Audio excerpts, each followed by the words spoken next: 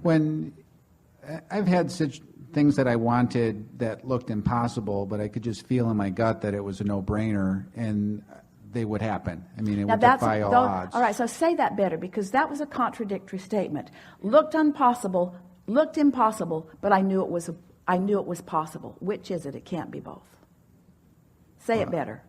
I knew that it was entirely possible that I could achieve that. So what made you say the first part? Same thing that made our friend earlier want to tell us everything that she felt before. In other words, does it feel possible or impossible? Which is it? It's not both.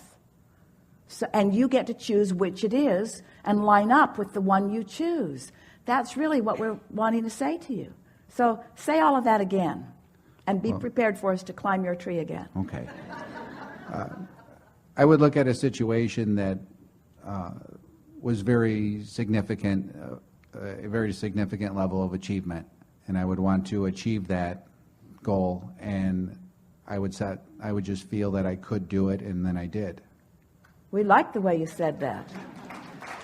So from now on, those are the things that you want. That's what you want to practice. That's what you want to practice. So we're going to put that in Abraham terminology. I have some desires that haven't manifested. Human logic says if it hasn't manifested, it won't manifest. But I know better. I know that if this time-space reality has the wherewithal to inspire the desire within me, it has the wherewithal to deliver it in full fruition. That's the only thought you ever need to practice. If I want it, I can have it. If I want it, I can have it. If I want it, I can have it. Let's just take another step. If I want it, I can please myself with the wanting of it even before it manifests. Ooh, isn't that a nice thought?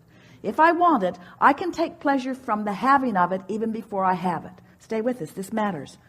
If I want something and I don't have it yet, meaning everybody around me can't see me in the having of it, I can still have it in my mind. I can still take pleasure from the unfolding of it to the degree that the whole reason for the existence of the goal is to give me the life-giving moments along the way.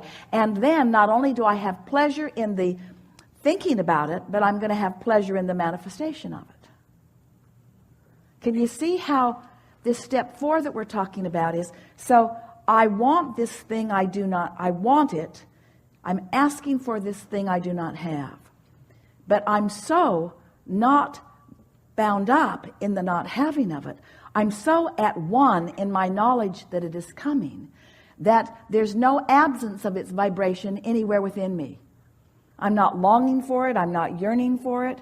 I'm not suffering for it. I'm not pleading for it. I like knowing that I want it.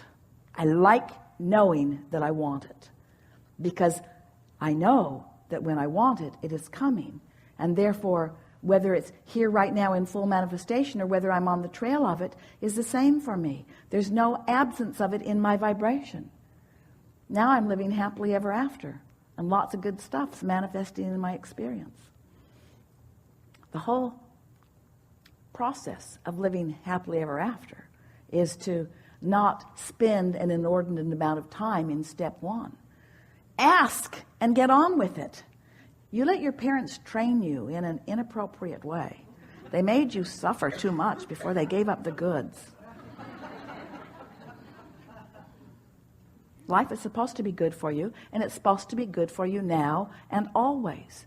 Nowhere was there anything that you signed that said, I will suffer for a specific amount of time before goodness is released to me. Not one of you signed that contract. And yet you seem to have adopted it a little bit somewhere along your way. Did you get that? Really good. Did you get that? Yes. Enough? Yes, thank you. Really good.